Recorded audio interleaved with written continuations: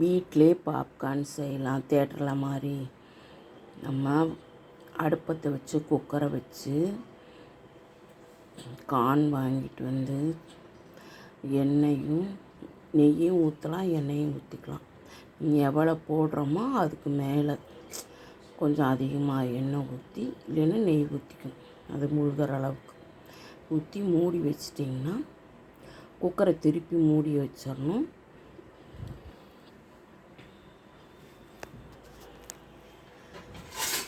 Belt எடுத்துகிட்டு இப்படி மூடி வச்சிட்டிங்கன்னா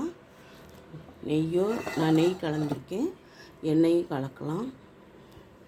கலந்து மூடி வச்சிட்டா டப்பு டப்புன்னு வெடிக்கிற சத்தம் வரும். அப்போ வெடித்து திறந்து பார்த்தீங்க, வெடிக்கிற சத்தம் நின்னோடனே திறந்து எடுத்துடலாம். எடுத்து பார்த்தா இது மாதிரி பாப்கார்ன் ரெடி.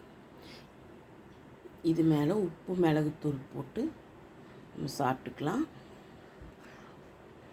சூப்பராக தியேட்டரில் வாங்குற மாதிரி வீட்லேயே நம்ம செஞ்சுக்கலாம். கடையில் இருக்க மாதிரி சூப்பராக இருக்கும். கெமிக்கல் இல்லாதது. செஞ்சு பாருங்கள் ஃப்ரெண்ட்ஸ், சூப்பராக இருக்கும். அப்படி இல்லைன்னா கிரேஸில் வந்து சேடார் சீஸ், இதுதான் அந்த பாப்கார்ன் மசாலா. ஓப்பன் பண்ணலாம். ஃபஸ்ட்லேருந்து எடுங்க.